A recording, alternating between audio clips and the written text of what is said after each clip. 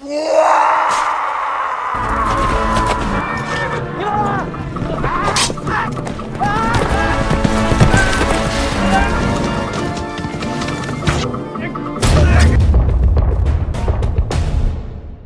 masa itu adalah masa datangnya Matteo Calderberry.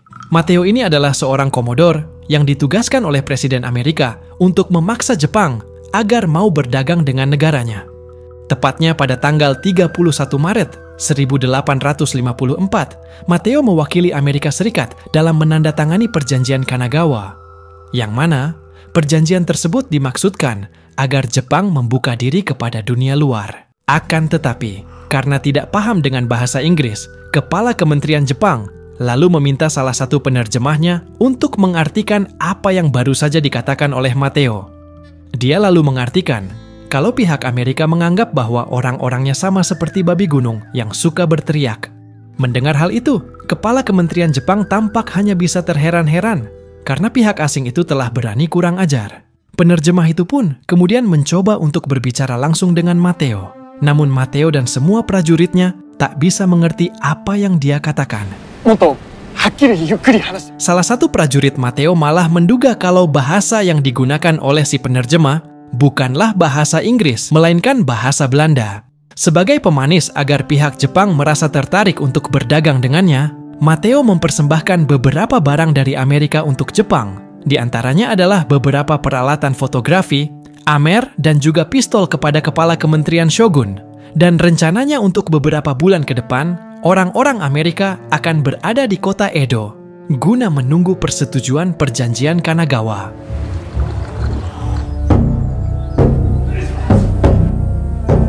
Setelah orang-orang Amerika itu datang ke Jepang, kedatangan mereka malah membuat khawatir beberapa kepala pemerintah daerah. Salah satunya adalah kepala daerah kota Annaka. Orang ini bernama Itakura. Di saat putri Itakura yang bernama Yukihime memperlihatkan lukisan hasil karyanya, lukisan itu langsung dibakar Itakura karena lukisan itu berisi kapal-kapal asing yang saat itu tidak ia sukai, sedangkan Yukihime sangat menyukai peradaban barat.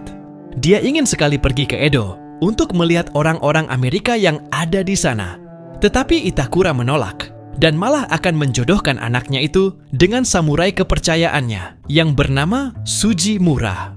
Hal itu tentunya tidak disukai oleh Hime karena membuat dia tidak akan bisa mewujudkan keinginannya mempelajari dunia luar.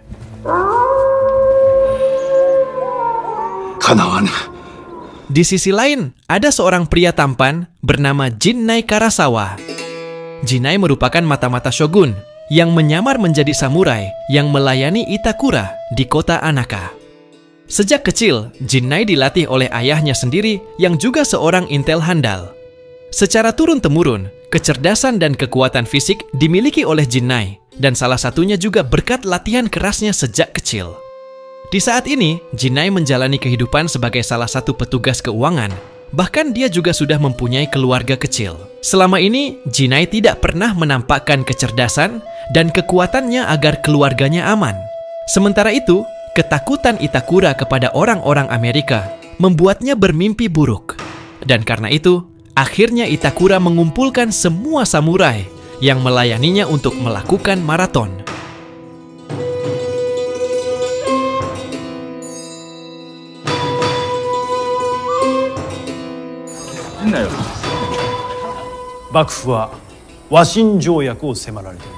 Hal ini dia lakukan untuk menguji kekuatan para samurai sebagai bentuk antisipasi jika tiba-tiba orang-orang asing itu akan datang menyerang Itakura. Itakura khawatir kalau samurai yang menjaganya saat ini adalah orang yang lemah karena sudah sejak 200 tahun terakhir tidak ada perperangan. Sebelum berkumpul untuk melakukan maraton, Jinnai mengirimkan surat ke pemerintah pusat yang isinya bahwa kota Annaka akan melakukan pergerakan yang mencurigakan. Saat dia sudah ikut berkumpul bersama para samurai yang lain dan mendengarkan arahan dari Itakura, dia malah terkejut karena yang sebelumnya dia anggap pergerakan yang mencurigakan yang bisa mengancam pemerintah pusat ternyata cuma lari maraton biasa, yang mana mereka akan berlari sejauh 58 km. Itakura juga berjanji akan memberikan apa saja bagi pemenang lari maraton ini. Mengetahui bahwa itu hanyalah lari maraton biasa, Jinnai kemudian mendatangi kantor pos untuk menarik kembali surat yang akan dikirim ke pusat. Akan tetapi, semua sudah terlambat karena Pak Pos sudah dalam perjalanan untuk mengantarkannya. Jinai pun lalu bergegas lari untuk mengejar Pak Pos. Namun di pos penjagaan, dia dihadang oleh para penjaga. Dan akhirnya dia pun hanya bisa pasrah.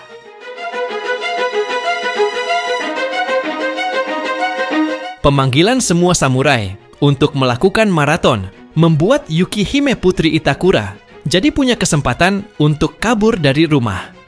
Dia memotong rambutnya menjadi pendek dan langsung mengendap-endap untuk kabur. Setelah kabur, Yukihime sampai di sebuah sungai. Di sana ada seorang pengembara yang terkejut melihat wanita cantik yang sedang sendirian. Akhirnya karena ada kesempatan, timbullah pikiran jahatnya untuk melecehkannya.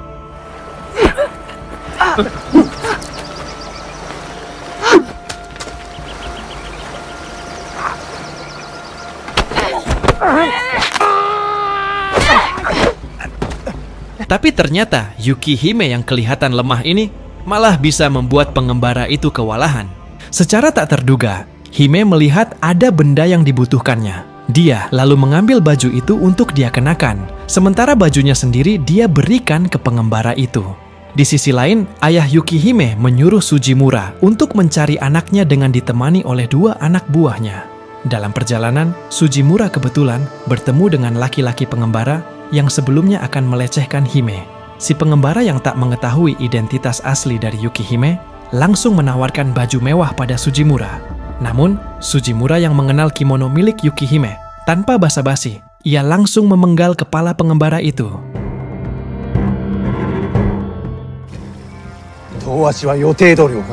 Sujimura menyampaikan temuannya kepada tuannya, yaitu Itakura. Itakura yang melihat baju milik anaknya langsung emosi dan tak percaya dengan apa yang terjadi. Namun begitu, maraton harus tetap dilaksanakan. Keesokan harinya, seorang samurai yang dikenal cepat dalam berlari bernama Hironoshin Usugi sedang berlatih lari. Tak sengaja, Hironoshin berpapasan dengan salah seorang saudagar kaya yang kemudian ingin menyogoknya agar mengalah kepada Sujimura demi kebaikan bersama. Dikarenakan Sujimura merupakan calon menantu dari kepala daerah Anaka, yaitu Itakura.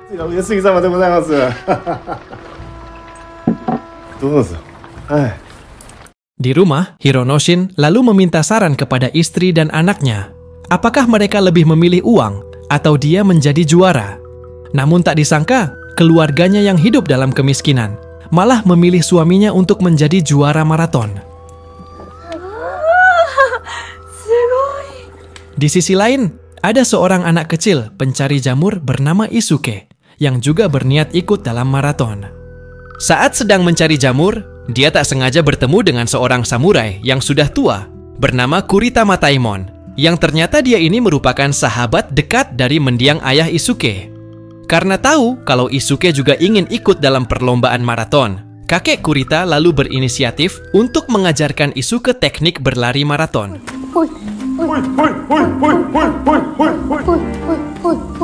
Kemudian, Isuke mengajak kakek Kurita untuk ikut pulang ke rumahnya, yang mana hanya tinggal dia dan ibunya saja di sana.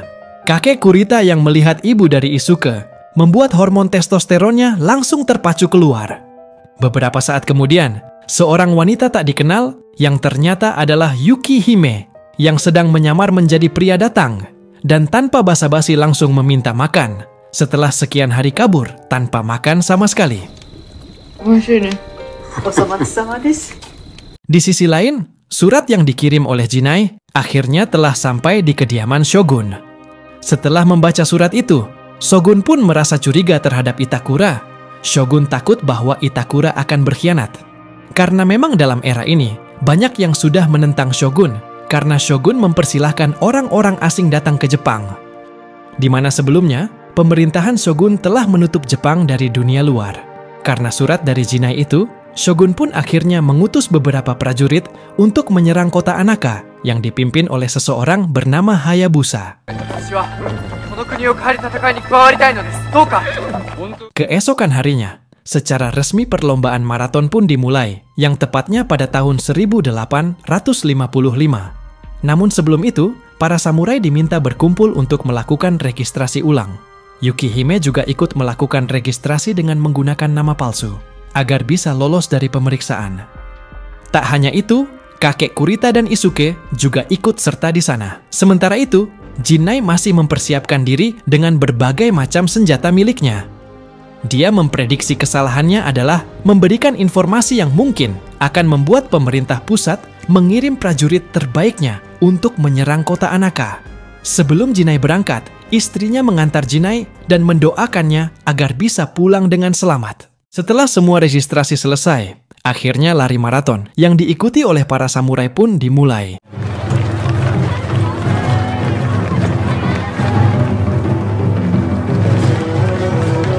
Semua samurai pun langsung lari melewati hutan. Saat sampai di area persawahan terbuka, salah satu ketua bagian keuangan yang bernama Ueki Yoshikuni berhenti karena merasakan sakit pinggang dan batu ginjalnya kambuh. Ueki lalu menyuruh semua rekannya untuk tetap melanjutkan perlombaan dan meninggalkannya sendiri. Di saat semua orang sudah berlari jauh darinya, dia kembali sehat dan malah berlari ke sebuah tempat yang ternyata di sana sudah ada kuda yang sudah siap untuk dia tunggangi. Ternyata Ueki juga merupakan seorang mata-mata dari pihak keshogunan. Ueki kemudian pergi untuk menyambut prajurit dari pusat yang akan menyerang kota Anaka. Di sisi lain, Sujimura yang sudah sangat kelelahan bersama dengan dua anak buahnya, mereka mengambil jalur lain, di mana di sana sudah ada air dan sebuah tandu. Kedua anak buah Sujimura lalu disuruh untuk mengangkatnya sambil berlari. Setelah dirasa kekuatannya sudah pulih, Sujimura akhirnya kembali lagi ke jalur semula bersama para samurai yang lain. Tak lama kemudian, mereka pun sampai di pos pertama, yaitu di perbatasan kota Anaka. Sementara itu, Jinai menyusul kawannya yang sampai terlebih dahulu bersama teman-temannya dari bagian keuangan. Di sini, teman-teman Jinai tampak heran melihat Jinai yang kuat, seperti tak merasa lelah sedikit pun. Padahal teman-temannya yang lain sudah loyo setengah mati. Sesampainya di pos pertama, mereka teringat kepada ketua mereka, yaitu Ueki. Karena merasa khawatir dengan ketua mereka, mereka semua lalu memanfaatkan Jinai yang punya wajah polos dan selalu terlihat dungu, agar kembali menyusul Ueki. Dengan terpaksa, Jinai pun kembali berlari menyusul Ueki. Dalam perjalanan, dia tak sengaja melihat para prajurit yang akan menyerang kota Anaka. Dan ternyata, prediksi Jinai tepat seperti yang dia pikirkan, bahwa pemerintah pusat pasti akan mengirim prajurit untuk menyerang kota Anaka atas kesalahan informasi darinya. Di saat yang sama, dia bertemu dengan Ueki. Jinai lalu mencoba menjelaskan kepada Ueki bahwa surat yang dia tulis untuk Shogun adalah sebuah kesalahpahaman. Namun karena sudah terlanjur, Ueki mengatakan kalau dengan keterpaksaan, penyerangan harus tetap dilakukan. Dan karena Jinai terus bersikeras untuk menahan serangan prajurit Shogun, Ueki akhirnya juga memutuskan untuk menghabisi Jinai. Yang pada akhirnya, pertarungan antar intel itu pun tak terelakkan.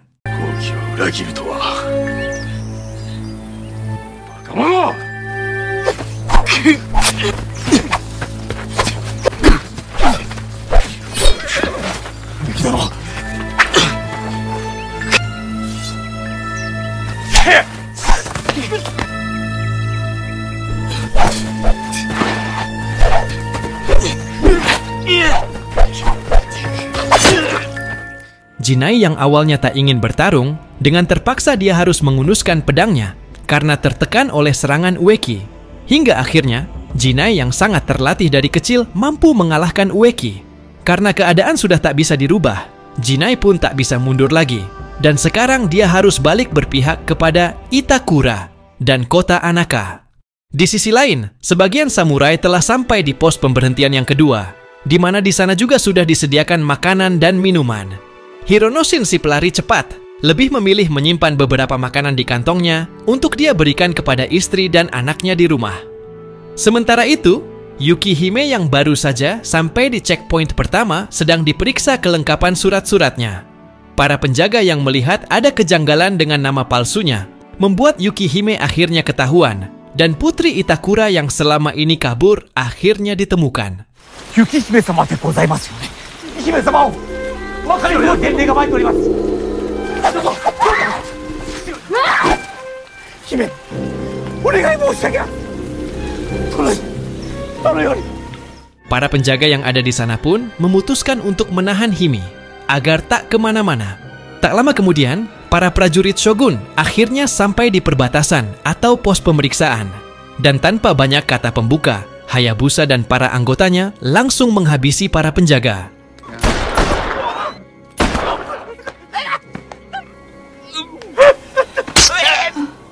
Yukihime yang melihat hal itu, lalu mencoba meloloskan diri dengan keluar dari tahanan. Namun sayangnya, dia harus mendapatkan luka tembak dari Hayabusa yang mengenai punggung kirinya. Meskipun begitu, Hime akhirnya berhasil lolos. Saat berada di sungai, Yukihime ditemukan oleh Jinai yang langsung membuka ikatannya dan mengeluarkan peluru yang ada di punggungnya. Dengan keahlian yang dia miliki, Jinai bisa mengobati Hime dengan lancar. Di sisi lain, Sujimura bersama dengan anak buahnya kembali melakukan kecurangan dengan melewati jalur lain. Namun karena kondisi jalannya sangat ekstrim, akhirnya salah satu anak buahnya hampir terjatuh ke jurang. Salah seorang anggotanya yang ternyata adalah intel kesogunan, menendang anak buah Sujimura itu hingga terjatuh ke jurang. Tak sampai di situ, dia juga melakukan hal yang sama kepada Sujimura yang mengakibatkan dia terjatuh ke sungai.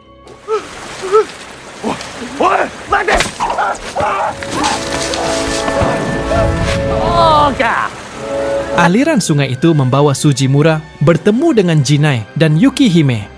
Jinai pun lalu memberitahukan kepada mereka jika saat ini pihak shogun sedang dalam perjalanan ke kota Anaka untuk melakukan penyerangan terhadap Tuan Itakura. Mendengar hal itu, Sujimura kemudian segera memanggil semua samurai untuk kembali ke istana Anaka. Begitupun dengan Hime, dia berencana kembali ke istana karena khawatir kepada ayahnya yaitu Itakura. Di tengah perjalanan, Sujimura menemukan sang mata-mata yang membuatnya terjatuh ke sungai. Dan tanpa basa-basi, Sujimura langsung memenggal kepalanya. Para samurai yang melihat hal itu sangat terkejut. Sujimura kemudian menceritakan kondisi yang terjadi saat ini dan mengajak mereka semua untuk kembali ke istana secepatnya.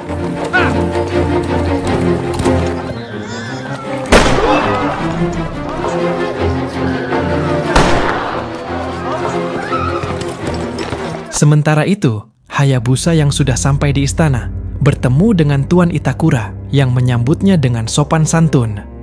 Dan terungkap sebuah fakta bahwa Hayabusa ini ternyata dulunya juga merupakan warga dari kota Anaka dan sangat mengenal Itakura.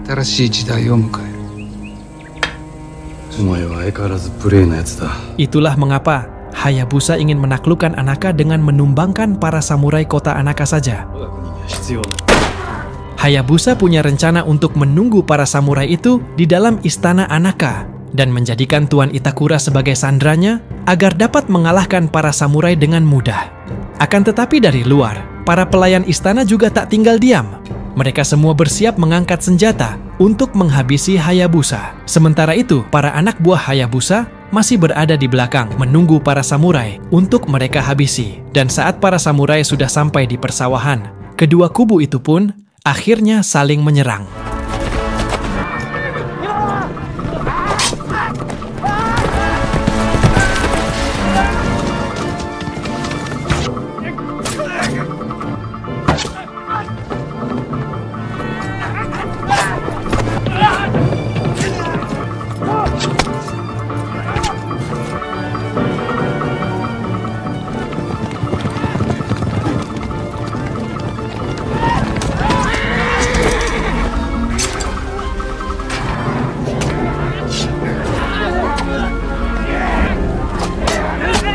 Dan pada akhirnya, para samurai Anaka bisa mengalahkan semua prajurit kesogunan.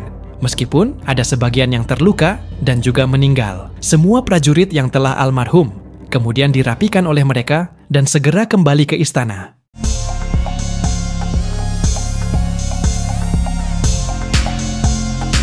Di saat para samurai tiba, mereka disambut oleh orang-orang dan keluarga mereka. Akan tetapi di sana juga sudah ada Hayabusa yang sedang menahan Itakura. Melihat para samurai mulai berdatangan, Hayabusa pun bersiap menembaki mereka. Namun Jinai yang sangat jeli, dengan cepat melemparkan sebuah pisau kecil ke arahnya. Serangan Jinai juga dibarengi dengan lesatan panah oleh para pelayan istana. Bahkan setelah itu, masih ditambahi dengan hujaman tombak oleh para ibu-ibu pelayan istana. Sementara itu, Kojiro, salah satu pelayan terdekat Itakura, malah hendak menghabisi tuannya. Untungnya, dengan cepat, Jinai menghabisinya. Setelah kejadian itu, para keluarga samurai itu merasa bahagia menyambut keluarga mereka kembali dengan selamat. Hingga pada malam harinya, kakek Kurita dan Isuke akhirnya tiba juga di istana, meskipun dengan keadaan yang sudah sangat lemas. Namun kemudian, Jinai tiba-tiba mengaku jika dia adalah mata-mata shogun. Jinai yang merasa bersalah atas semua kejadian itu, berniat melakukan harakiri. Namun sebelum itu, dia meminta kepada semua orang agar tak menghakimi istri dan anaknya. Setelah mendengar hal itu, istri Jinai sangat syok karena dia akhirnya tahu bahwa suami tercintanya adalah seorang mata-mata.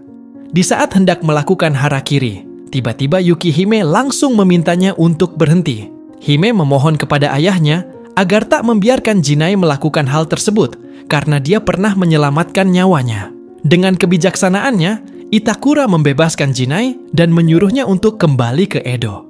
Karena tak ingin menyia-nyiakan momen itu, Hime juga sekalian akan pergi ke Edo demi menggapai cita-citanya.